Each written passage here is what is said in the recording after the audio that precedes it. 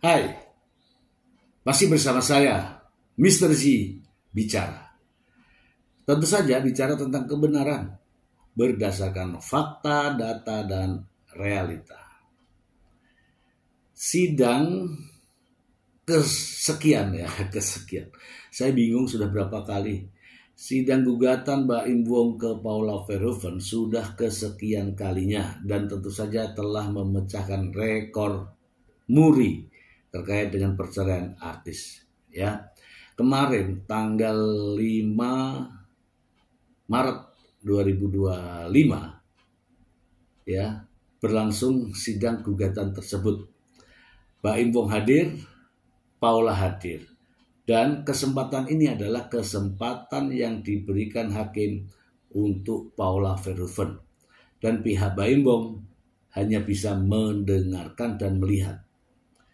Lalu apa saja yang diserahkan oleh Paula Verhoeven? Ini ada berita sangat menarik untuk kita simak. Langsung saja dari sumbernya, Occasion Celebrity. Paula Verhoeven jadikan sahabat Mbak Im Wong sebagai saksi fakta di sidang cerai.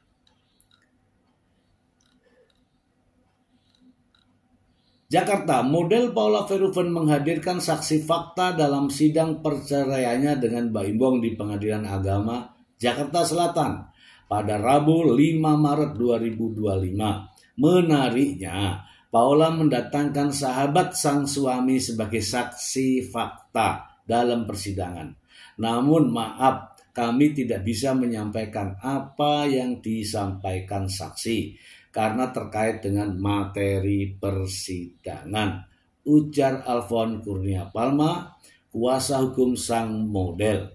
Dalam kesempatan itu, sang kuasa hukum juga meluruskan beberapa isu yang terlanjur tersebar di media.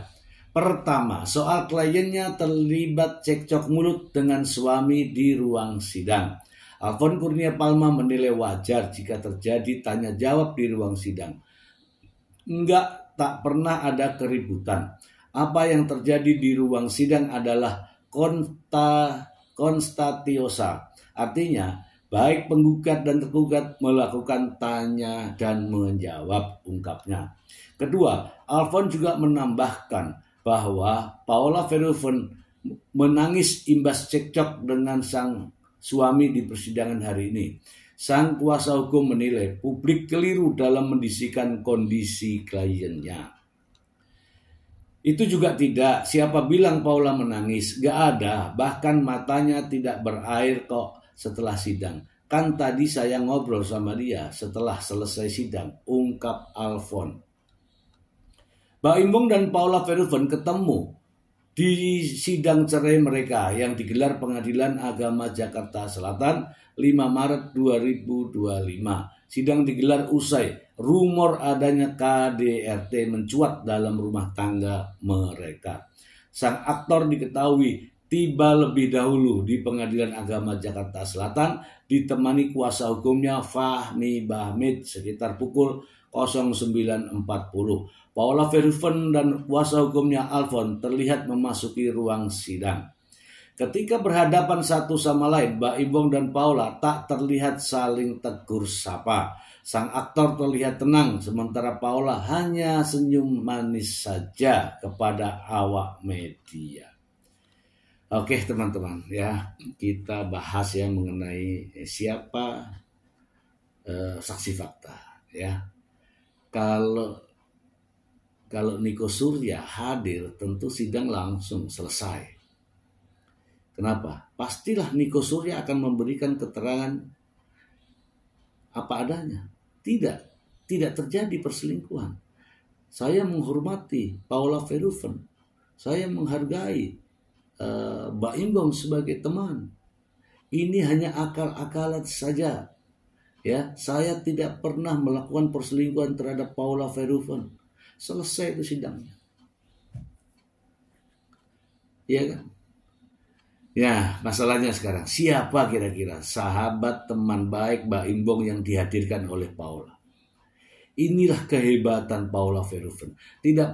tidak perlu mencari saksi fakta yang mengada-ngada. Tidak perlu mencari saksi fakta yang harus diajarin, didoktrin, atau direkayasa. Cukup manggil temannya Mbak Im Wong untuk dijadikan saksi.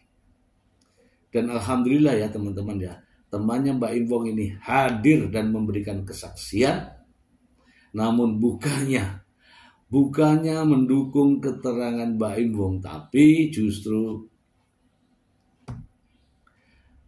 apa yang terjadi diceritakan secara gamblang dan tidak menemukan adanya bukti-bukti perselingkuhan. Dan saksi-saksi begini inilah yang real gitu loh. Bukan saksi yang katanya-katanya. Kalau saksi katanya-katanya namanya rekayasa. Kalau rekayasa, hakim juga tahu. Cukup ditanya aja, kamu tahu di mana ada peristiwa ini? Kalau jawabannya A, I, U, A, I, U, A, I, U, A, I, U, sudah. Hakim sudah cukup berhenti ya. Seperti contoh ya, saksi yang dihadirkan oleh pihak Mbak Im Wong waktu itu. Saksinya Tengku Yaki hadir di persidangan hanya 2 menit keluar.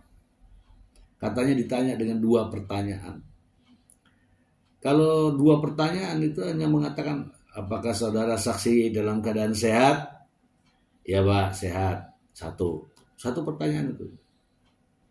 Apakah kenal dengan saudara penggugat dan tergugat? Kenal Pak. 2. Tahu nggak peristiwa ini? Nggak tahu Pak. Langsung ya udah keluar.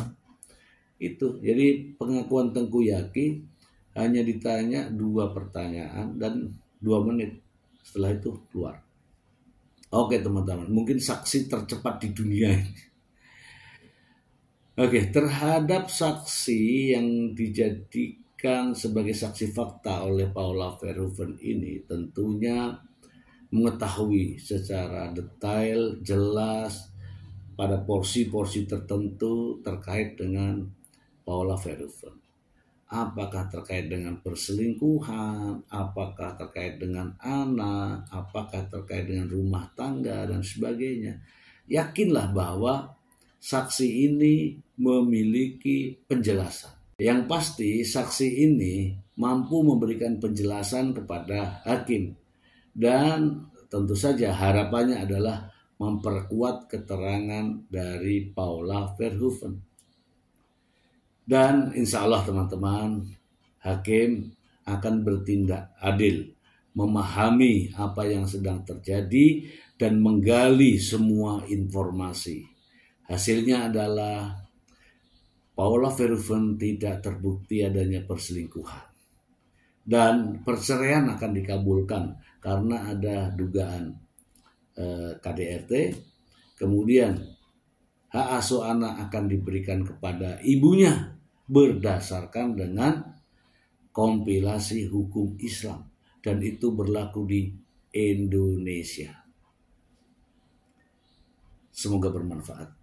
Terima kasih.